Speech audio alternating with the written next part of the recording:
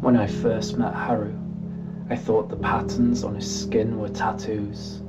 No, he said as we walked home that night, sharing moth-touch glances in the cold December air. They're birthmarks. Whether sneaking up his neck from the collar of his mossy green shirt or playing over his olive-tinged hands, those marks looked too perfect, like rosebuds or something. And he had them everywhere. When we made love that night, I counted them with my lips. I lost track at 200, but by then, I was so drunk on him, it didn't really matter. I'll never forget the colour though. Such a gorgeous green blue. Then, the morning after, I learned they weren't roses at all. You know, I've always loved the dawn light, Haru said as he drank a steaming cup of tea in front of the window. I sat watching him from the grey island of my bed, entranced. He spread his arms out wide to bask in the shine, and when he did that, the muscles of his back twisted and flexed. He turned this way and that, and where the rosy glow of the sun touched him, the flowers on his skin all unfurled into star-shaped orchids, the colour flushing deeper, darker, vibrant and true. He peered over his shoulder at me and winked.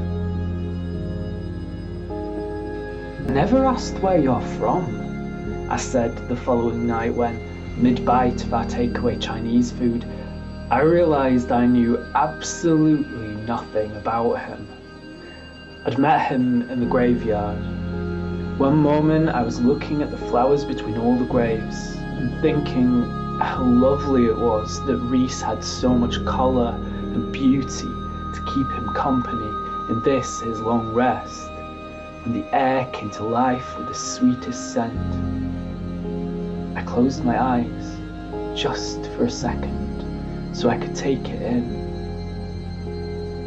When I opened them, Haru was stood behind my husband's little headstone, smiling, like he smiled when I asked him about his past, and his copper gaze filled with heat. "I'm from the earth," he said, as though that told me everything I needed. The bluntness, the strangeness, it made me laugh, and he laughed too, and we kissed. On the 6th day, as December tipped to January, I knew things weren't quite normal. We'd not left the flat in all that time, and I had a job. I had responsibilities, but I didn't care. "What were you doing at that graveyard?" I asked to fill a silence. I bumbled my way to the record player on a chair by my bedroom door and picked out an Amy Winehouse record. Haru was lying on the threadbare rug, looking up at the cracked plaster on my ceiling. When the vinyl record popped and crackled to life, he began to hum. His voice was like sighing grass. "I was there because you were. That's the deal," he said. I was going to ask about the deal, but then I thought better of it. After all, deals can be broken, and I never wanted this to end. But things always end. I should have known that.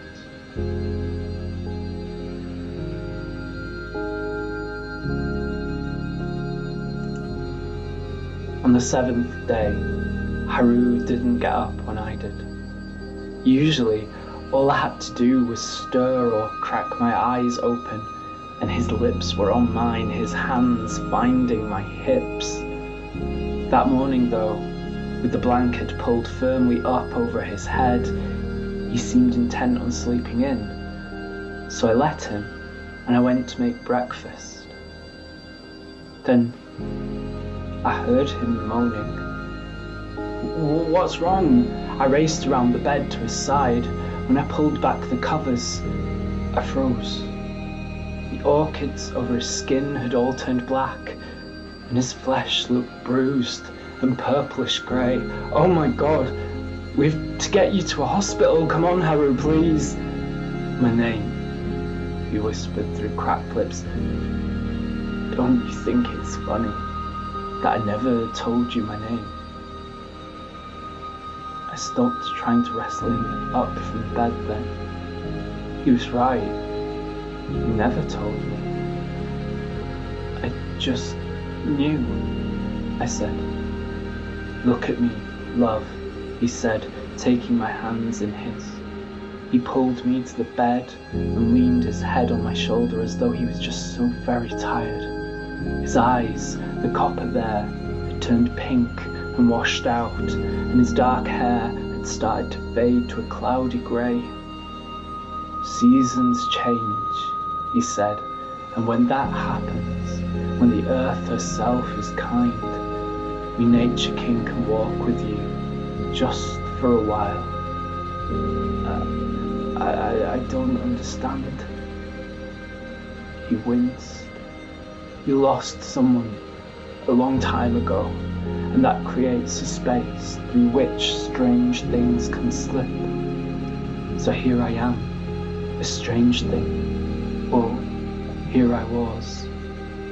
I don't want you to go, and I wish I could stay, he said. But don't cry. With his trembling fingers, he collected my tears. It was a little life, but I am glad I got to spend it here with you. He pressed his lips to mine and put his hand over my heart. I closed my eyes to try to commit to memory this last, precious moment. The sound of his breathing became the world. And then the world went away. I was alone on the bed, as I had been all those nights, those long years since my husband's death and before I met Haru. Except surrounding me now was the green-blue iridescence of hundreds of flowers blooming from my bed sheets, through the rug, out of the walls, on every surface and in every corner. And on my chest, too, over my heart, there sat a reminder of spring, of love, of what happens when we take a chance on something more, the wash of a perfectly formed and always treasured orchid.